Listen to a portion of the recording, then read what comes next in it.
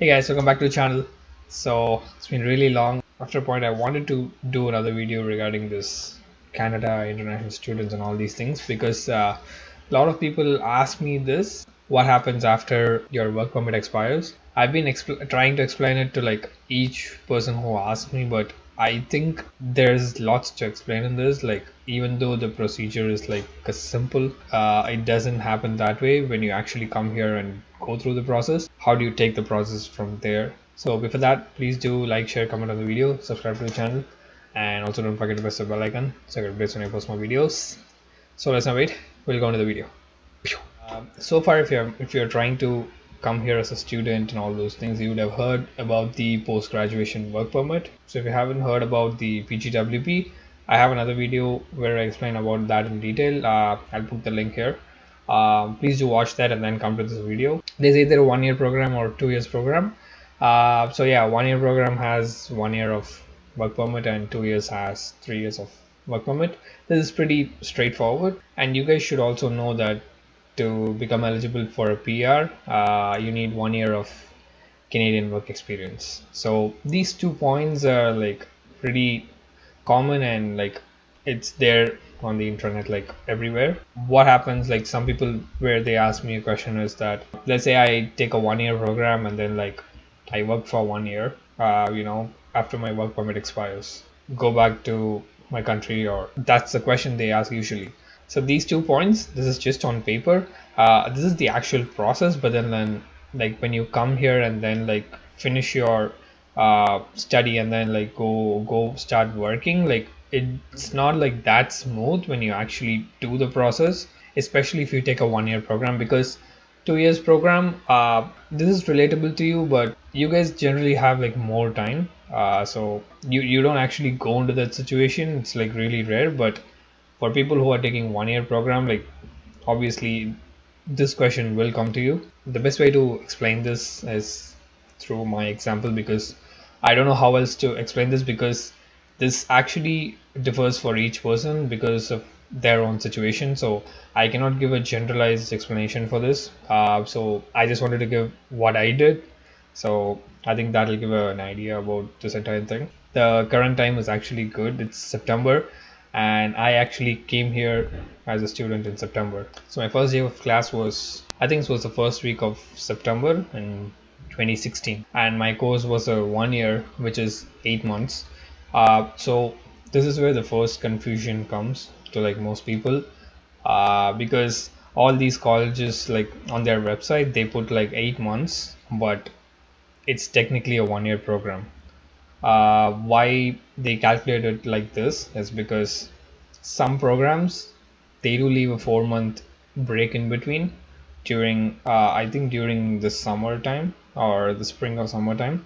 They do leave a 4 month break, but usually that doesn't happen to international students or programs which accept international students. You are supposed to finish the program in 12 months, but because you don't have the 4 months gap, you finish it in 8 months. That's what happens generally. That's what happened to me too. So that's where people ask me the first question: will I get a work permit for 8 months or 1 year? You will get a work permit for 12 months. That might change for your study permit, because when I came here, I did get a study permit for 14 months, but my program was just 8 months. I had an extra, I think 4 to 6 months extra. So I started in September, finished the program in end of April 2017, but I had my study permit till November 2017. That's like May, June, July, August. That's like 7 months extra. You might not get extra 7 months, because some of my classmates, when I came here, they just had exactly for 10 months or something, and my study permit was for 14 months, so they just had like 2 months extra. So if you have only 10 months, you finish the program in 8 months, you have 2 months to find a job and start working. I had a bit more time, but thing is, your GAC is gonna get over and you need to go for a part-time to cover your expenses, and anyway it's kind of difficult. So this is like the first thing where people get confused. So my last day of class was the last week of April.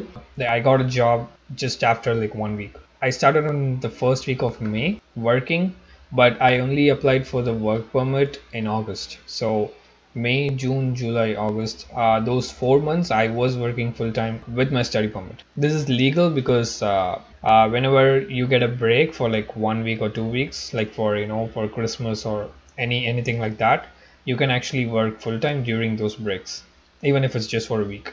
My program is technically over, and my graduation was only in June. It was the end of June, so I still had like 2 months. I just started working like from me, and even after getting the graduation certificate, I didn't apply for the work permit because the job which I got like first, it wasn't actually a proper job.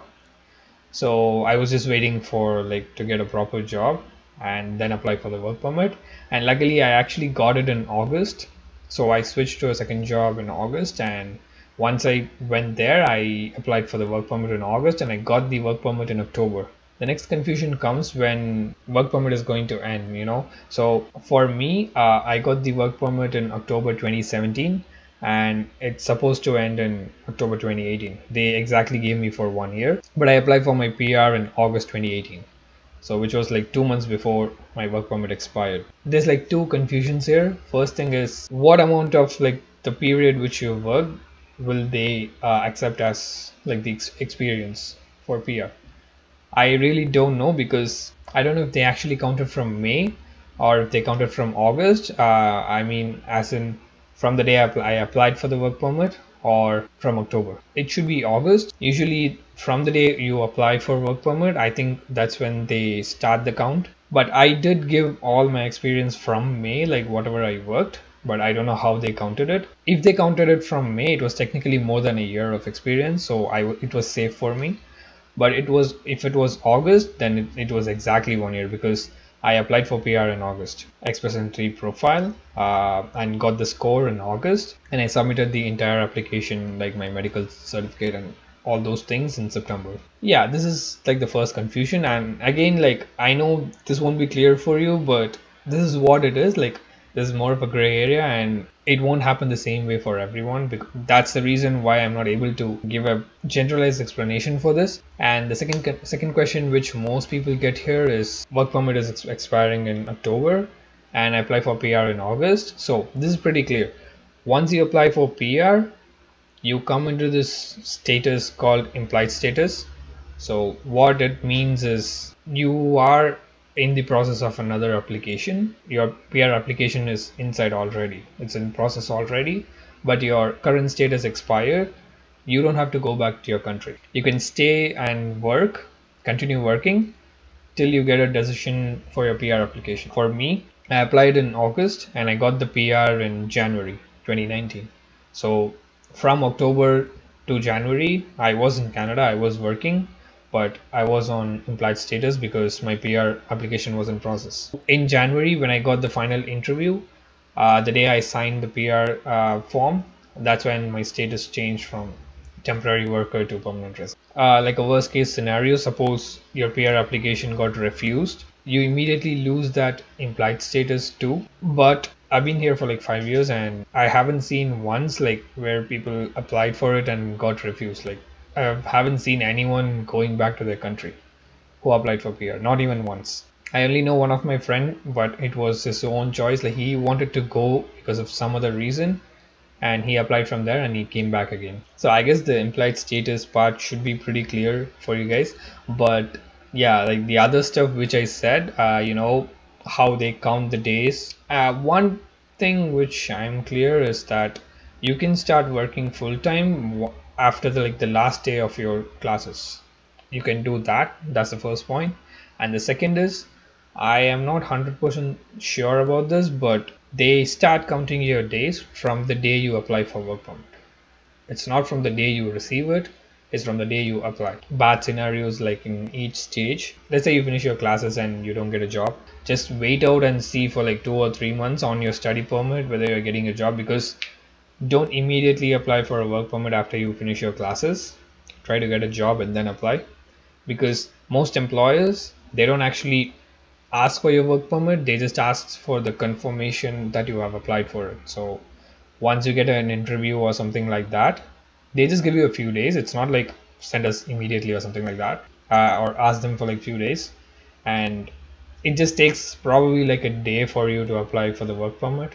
It's not like a lot of documents. So once you go for an interview and once they're ready to give you a job, just tell them like you have applied for it and it's in process. So they're just gonna ask you for the confirmation that you have applied for it. Just apply after that and then send them the confirmation in like 2 days or something. That's what I did. That's what my friend did probably last month. That's what he did. Employers are not like really strict about that. So as long as they know you're an international student and you have a post graduation work permit, so it's fine. You're gonna get it anyway. Yeah, so that's it, I guess. I think I covered everything. I know it's still pretty not clear. Yeah, you just have to come and experience. It's just a part of experience. You are going to have this uncertainty and all those things. It's all going to be there. You cannot avoid that. I know many people are asking me, trying to get answers for all the questions you have before you land here. You cannot do that. Even if I answer your questions, it won't be clear for you. I know that's how it is because I have explained my friend here. I have explained him to like in person. Still, he's not clear. It happened in a different way for him. But I think it'll be useful for people who are taking a 1 year program. Just these 2 points. If you want, just replay the video if you're not clear. Forward, I'm just picking topics which many people ask me about this international students and all these things. So but yeah, this is like an important thing. I don't know if anyone else has posted video about this, but I'll put some links down in the description regarding this. So if you just want to go through the articles and all those things about this, you know, part-time work, full-time work and all those things, so it's down in the description. So just read that. I think that should also help you. I hope this was useful.